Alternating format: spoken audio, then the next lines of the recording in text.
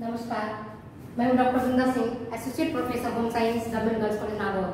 आज मैं भोजन के कार्य के बारे में बताऊंगी कि फंक्शंस ऑफ फूड्स कौन कौन से हैं, क्या क्या काम है।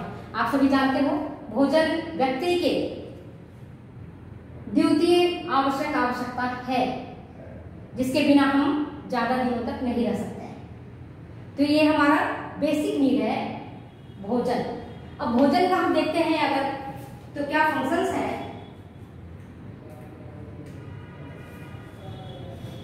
ये देखो, पहला फंक्शन है उसका शारीरिक कार्य, फिजिकल फंक्शंस।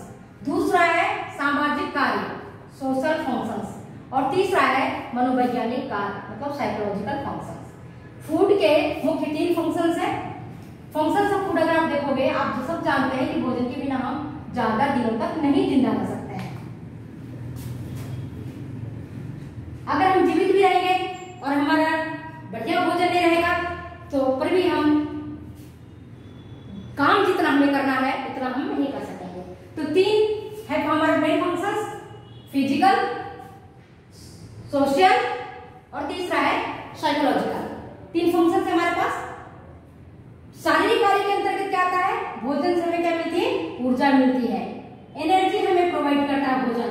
आप खुद एहसास कर रहे होंगे, अभी नवरात्रा का अवसर है और आप सभी व्रत कर रखे होंगे। अगर आप व्रत करते हैं तो आपको लगता है जैसे वीकनेस आ रहा है, कमजोरी आ रही है। हम अपने आप को कमजोर महसूस करने लगते हैं, निर्बल महसूस करने लगते हैं। क्यों? क्योंकि भोजन हमें ऊर्जा प्रदान करता है। ऊर्जा प्रदान करने के लिए कल मैंने आपको बताया था, कार्बोहाइड्रेट और फैट ये आपको एनर्जी प्रोवाइड करता है। और अगर ये दोनों चीजें नहीं मिलती हैं किन्हीं कारणों से, तो उस स्थिति में आपको प्रोटीन भी ऊर्जा प्रदान करता है। तो मेन एनर्जी इंजन जो है सो आपका कार्बोज है, सेकेंड आपका फैट है, और ये दोनों की स्थिति अगर नहीं मिलता है तो हमें प्रोटीन से एनर्जी मिलती है। तो आप ये देखिए, भोजन के फंक्शंस में फर्स्ट वर्क है आपका शारीरिक कार्य में ऊर्जा प्रदान करना। जब हमें विभिन्न कार्य करने के लिए हमें क्या होता है, हमें ऊर्जा किनसे मिलती है? इनसे ही मिलती है, भोजन से ही मिलती है। चाहे आप रोटी के रूप में खाओ, सब्जी के रूप में खाओ, दाल के रूप में खाओ, जो भी आप भोजन करते हो, जो आपकी भोजन करने की आदतें हैं, उससे हमें एनर्जी मिलता है। दूसरा, शरीर निर्माण, हमारी कोशिकाओं का निर्माण, हमारा शरीर का वृद्धि और विकास, टूट फूट हुए तंतु की मरम्मत, ये सारे काम हमारा भोजन के द्वारा होता है। आप देखते हो, एक नन्हा सा बालक जो इतनी से होता है जन्म के समय में, वही बालक साल भर में चलने लगता है और 18, 19 और 20 साल का होते होते 5 और 6 फीट की लंबाई को प्राप्त कर लेता है और विविध क्रियाकलापों को संपन्न करने लगता है। तो कैसे करता है? उसका शरीर निर्माण का कार्य भोजन के द्वारा होता है। जो माता उसको दूध पिलाती है, जो माँ उसे विभिन्न प्रकार की सप्लीमेंट्री डाइट खिलाती है, और फिर जब बच्चा बड़ा हो जाता है तो माँ अपने तरीके से उसे भोजन कराती है। तो इन सब चीजों से उसको उसके शरीर का निर्माण होता है। और कई बार हमारे तंतुओं की टूट फूट होती रहती है, घाव हो जाता है, ऑपरेशन होते हैं या कट फट जाता है। वैसी स्थिति में हमारी तंतुएं क्षतिग्रस्त हो जाती है। उन तंतुओं का निर्माण का कार्य भी कौन करता है? हमारा भोजन ही करता है। और भोजन में मुख्य रूप से कौन सा करता है? प्रोटीन करता है। क्या करता है? प्रोटीन करता है। प्रोटीन का मुख्य काम है बिल्डिंग ब्लॉक्स। इसको बिल्डिंग ब्लॉक्स बताते हैं। पहले बार भी अपने बताया था मैंने आपको कि बिल्डिंग ब्लॉक का काम करता है कौन? प्रोटीन। और एनर्जी बिल्डिंग का काम करता है ये आपको कार्बोज और फैट, जो जिसमें से मुख्य रूप से कार्बोज ही हमें एनर्जी बिल्डिंग का काम करता है। तीसरा काम है रोगों से सुरक्षा करना। भोजन केवल हमारे पेट भरने के लिए नहीं होता है या हमारे शारीरिक वृद्धि और विकास के लिए नहीं होता है, बल्कि इसका काम क्या है? रोगों से सुरक्षा प्रदान करना, इम्यूनिटी पावर को बढ़ाना। जैसे कोरोना है, कोरोना के दौरान अगर आप विटामिन सी से भरपूर भोजन लेते हैं, प्रोटीन से भोजन भरपूर लेते हैं, तो आपको रोगों से सुरक्षा होगा। केवल कोरोना से नहीं, बल्कि अनेक बीमारियां ऐसी होती हैं जैसे स्वाइन फ्लू है, डेंगू है, मलेरिया है, जितने भी प्रकार के संक्रामक रोग हैं या अथवा असंक्रामक रोग हैं, अगर आप सही प्रकार से उचित मात्रा में, सही माप में भोजन को लेते हैं तो आपसे रोगों को सुरक्षा मिलता है। जैसे एनीमिया से बचाव के लिए आयरन जरूरी है, हड्डियों की मजबूती के लिए फास्फोरस और कैल्शियम आवश्यक है, विटामिन सी आपको इम्यूनिटी पावर बढ़ाने के लिए जरूरी है, विटामिन डी आपको रिकेट से बचाव करता है और आपकी हड्डियों को, त्वचा को मजबूती प्रदान करता है। इसी तरह से विटामिन ए जो आपका है वो आपको रतौंधी से बचाता है, नाइट ब्लाइंडनेस से बचाता है, जिसको ब्लाइंडनेस कहते हैं, और आपको रोशनी प्रदान करता है। ठीक है ना। तो ये जब सारी चीजें जो मैंने आपको बताया, vitamin A, vitamin D, vitamin C, phosphorus, calcium, ये सारी चीजें आपको भोजन से ही प्राप्त होता है। नेक्स्ट आप देखिएगा, तो यह भोजन का ही फंक्शन है। शारीरिक क्रियाओं का संचालन, नियंत्रण और नियमन करना भी फूड का काम है। शारीरिक क्रियाओं का संचालन, आप जो उठते हैं, बैठते हैं, दौड़ते हैं, सोते हैं, कई बार आप देखते हो आपको नींद भी नहीं आती अगर आप भूखे रहते हो तो। पता नहीं आपको आती होगी, मुझे तो नहीं आती। अगर मैं व्रत रखती हूँ, उपवास रखती हूँ, तो पूरी रात ही नींद नहीं आती, क्योंकि सोने के लिए भी ऊर्जा चाहिए, विभिन्न क्रियाकलापों को करने के लिए भी ऊर्जा चाहिए, दौड़ने के लिए ऊर्जा चाहिए, काम करने के लिए ऊर्जा चाहिए, और रेगुलेशन जो हमारा बॉडी का होता है उनके लिए भी हमें ऊर्जा चाहिए। जैसे मान लो कि आप पानी ज्यादा पीते हो तो आप देखो बार बार आपको पेशाब आता है, या कम पानी पीते हो तो पेशाब नहीं होता है, पेशाब में जलन होने लगता है, क्योंकि आपकी जो ब्लड है, जो रक्त है, रक्त का संरचना गाढ़ा हो जाता है, रक्त का संगठन गाढ़ा हो जाता है जब पानी कम पीते हो तो। और जब पानी आप ज्यादा पीते हो तो रक्त में पानी की मात्रा ज्यादा हो जाती है और फिर आपको बार बार पेशाब लगता है। मतलब ब्लड जो है अपना कंपोजिशन एक नियतांक तक बनाए रखता है और आपको इस तरह से आपकी बॉडी का रेगुलेशन करता है। तो शारीरिक क्रियाओं का संचालन, नियंत्रण और नियमन भी हमारा भोजन के माध्यम से होता है। नेक्स्ट है, भोजन का दूसरा महत्वपूर्ण काम है सामाजिक कार्य। आज आप देखते हो बच्चे की बर्थडे पार्टी होती है, या आपका शादी विवाह होता है, या मृत्यु भोज होती है, जो भी आप फंक्शन करते हैं, या अथवा जो आप जैसे किसी का प्रमोशन होता है, तो उस अवसर में आप क्या करते हो, बुलाते हो लोगों को और खिलाते हो, अच्छा भोज देते हो।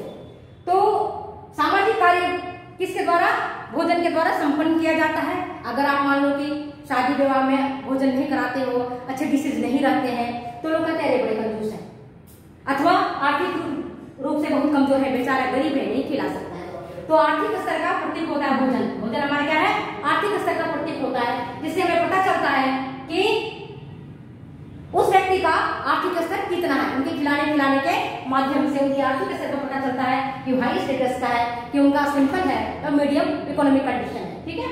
दूसरा है दोस्ती एवं आतिथ्य का प्रतीक। सामाजिक कार्यों के अंतर्गत जब किसी से आप, कोई आपके घर में मेहमान आता है अथवा आप किसी के घर में जाते हैं, तो लोग क्या करते हैं, लोग आपको खिलाते हैं, पिलाते हैं, और जो जितना अच्छा दोस्त रहता है उसको उतने अच्छे से आप खिलाते पिलाते हो। तो दोस्ती और आतिथ्य का प्रतीक होता है। अर्थात कहा भी जाता है कि दिमाग का जो रास्ता होता है पेट से होकर जाता है। अगर आप किसी व्यक्ति को अच्छे से उसको अपना बनाना चाहते हो तो सबसे पहले उसे भोजन खिलाना प्रारंभ करो। इस तरह से अगर आप 2 बार 4 बार 10 बार खिलाते पिलाते हैं तो दोस्ती हो जाता है। और जब कोई व्यक्ति हमारे घर में आता है अतिथि के रूप में, तो हमारे परंपरा में, हमारी संस्कृति में ये कहा जाता है कि सबसे पहले अतिथि देवो भवः। और जब अतिथि आए हैं तो उन्हें भोजन कराना अनिवार्य होता है।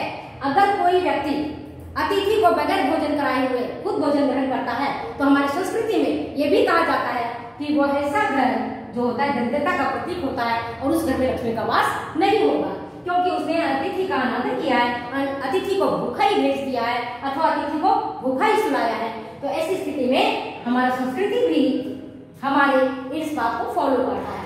मतलब सामाजिक कार्यों के अंतर्गत अतिथि का प्रतीक होता है। तीसरा आप देखेंगे, भोजन का तीसरा महत्वपूर्ण काम है मनोवैज्ञानिक कार्य, संवेगों को प्रकट करना।